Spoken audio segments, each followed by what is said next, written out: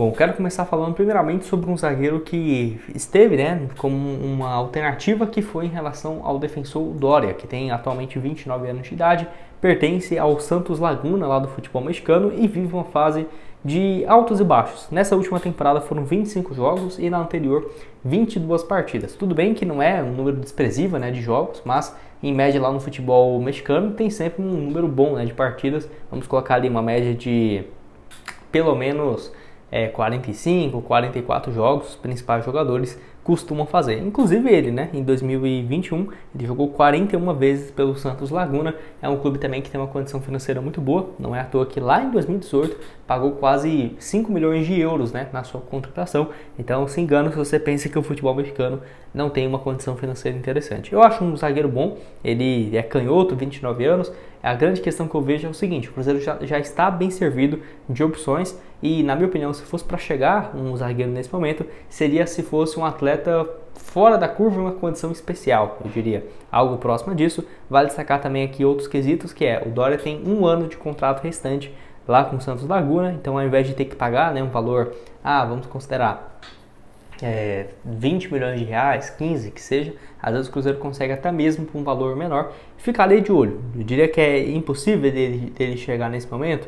Não, mas vamos ver como que vai ficar essa alternativa. Lado esquerdo já estamos bem, temos o João Marcelo, se não for ele vai entrar o Villalba, e aí pelo lado direito que tem esse incógnita. Não vai jogar o Zé Ivaldo, vai jogar o Neres, vai jogar o Jonathan Jesus, que ainda não temos certeza dessa possibilidade. Deixa aqui embaixo a sua opinião. Bom, quero começar falando aqui sobre o Neres e o Jonathan Jesus, que na teoria seria o reserva imediato pelo Cruzeiro nesse lado direito. Enfim, vai lembrar que entrou então o Neres no lugar do Zé Ivaldo nessa última partida contra a equipe do Flamengo, que é aquela coisa, poderia ter entrado o Villalba? Poderia, mas até vi muita gente falando também sobre a altura da zaga do Cruzeiro, que não é muito alta. Se eu não estiver enganado, o Villalba teria 1,82, o João Marcelo aí sim, uma altura ali próxima, acho que de 1,90 mesmo, mas realmente, se você coloca tira o Neres e coloca o Villalba, acaba perdendo um pouco nessa questão da altura. Vale lembrar que eu até acho melhor para esse estilo de jogo, saída, porque o Villalba canhoto no lado esquerdo, o João Marcelo destro no lado direito. Não foi o que aconteceu e o Neres, se o Cruzeiro não trazer mais nenhum zagueiro, eu tenho esse receio dele acabar sendo sempre a primeira opção. E aí por isso que quando eu trago aqui os vídeos sobre o Mina, por exemplo, eu destaco essa importância de chegar um zagueiro para o Cruzeiro, tá? Vale lembrar que o Neres, então, nessa atual temporada, tem 18 jogos disputados, ano passado foram 28, então assim, eu acho que se ele continuar na mesma reserva, vai chegar com um número parecido de jogos da última temporada.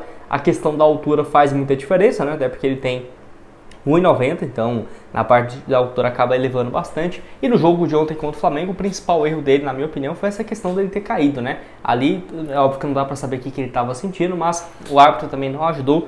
Mas é aquela coisa, já tem motivos, a torcida já não gosta muito dele, e aí vai lá, acontece isso, aí mesmo eu que tenta às vezes pensar mais ponderado, não sai falando o que pensa na hora do jogo, aí até a torcida realmente é difícil de você defender o jogador.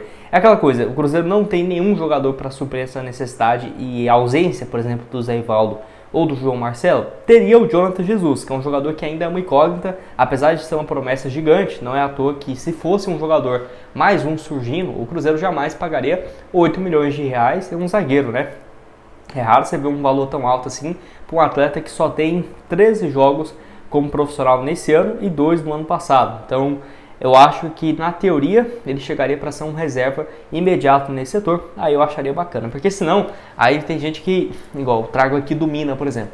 Não é uma boa opção para o Cruzeiro, tá? Mas e quando o João Marcelo e o Zé Ivaldo não jogarem?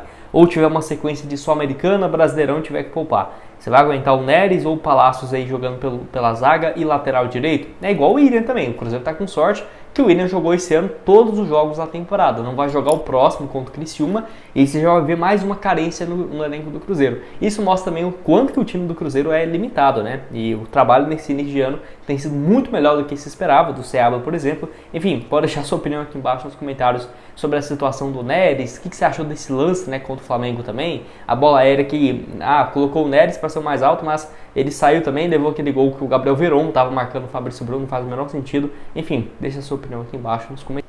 Bom, então eu quero começar falando sobre o Kaique, que inclusive foi titular nesses últimos 2 jogos pelo Cruzeiro.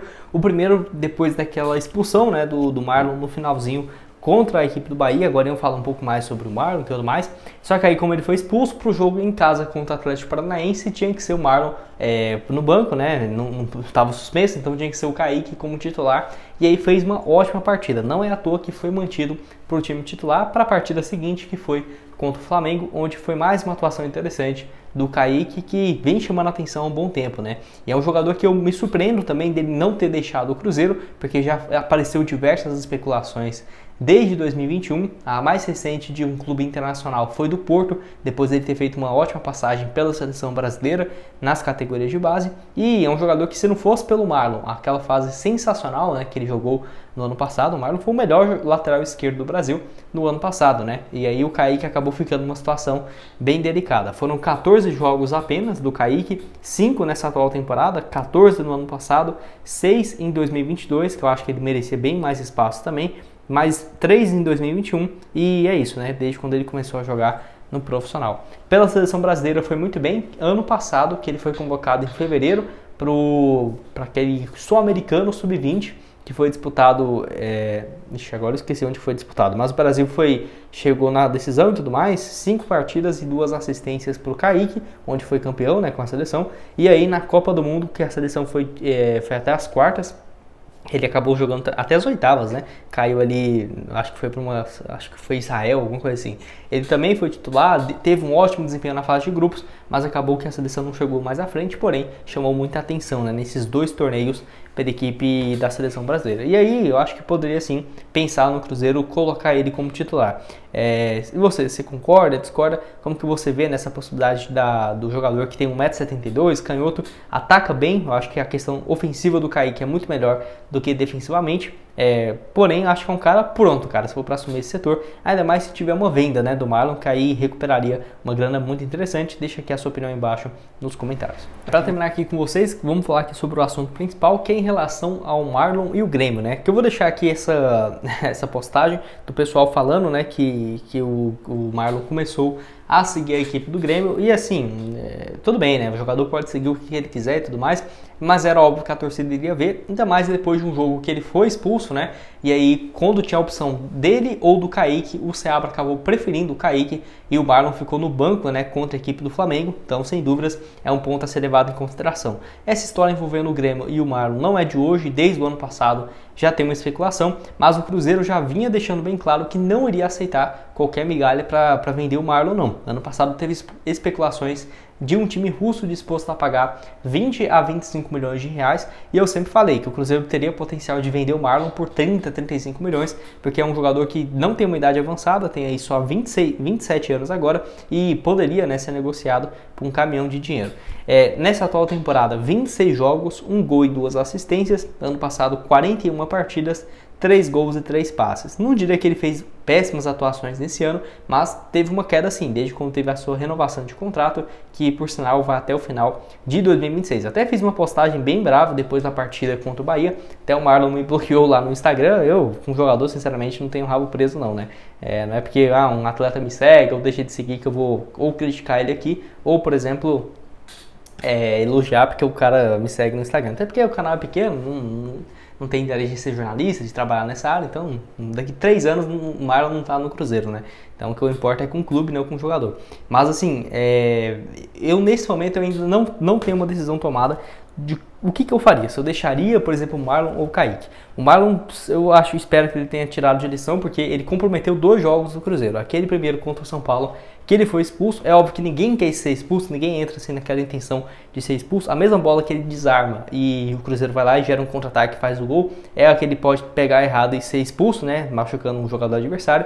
Então é difícil, cara. Lateral é uma situação muito complicada. Mas aquele jogo contra o São Paulo, ele foi expulso, o Cruzeiro estava bem perto do empate, acabou levando 2 a 0, não teve forças nenhum, com 1 a menos. E contra o Bahia aí ficou mais escancarado, né? Que o Cruzeiro estava vencendo, levou o empate no finalzinho, beleza, do primeiro tempo. E aí no segundo tempo ele é expulso e ao invés do Cruzeiro nem conseguir um empate, que estava ótimo, 1 a 1 contra o Bahia, levou de 4 a 1, né? Então olha a diferença que fez o Marlon ser expulso. Em 2 jogos muito próximos um do outro, os 2 jogos seguidos fora de casa, e aí, cara, não tem como, né, você não ligar esse alerta. Não é à toa que eu acho que até o Kaique jogou, muito por conta dessa questão disciplinar do Marlon, que, pô, tá difícil de entender. O que eu acho que o Cruzeiro pode fazer é o seguinte, eu até vi alguns comentários lá no Twitter que eu achei bem bacana. Na época o Marcelo Oliveira, que tinha em 2013, por exemplo, a opção, em 2014 também, do Ceará e do Mike, né? E ele acabava utilizando geralmente os 2 jogadores na mesma partida. Era muito comum um sair para entrar o outro, né? Então eu lembro muito dos 2, do Mike e do Ceará jogando no decorrer. O Ceará mais em 2013, o Mike mais em 2014, é claro, mas ele sabia muito bem revezar os 2 jogadores. E pode ser que seja uma boa opção, por exemplo, por o Marlon jogar, vamos colocar ali 60, 65 minutos e no final do jogo entrar o Kaique. Eu ainda acho, tecnicamente falando, eu acho que o Kaique vai ser um grande jogador de seleção brasileira, por exemplo, para jogar não sei, cara, é difícil você falar, né?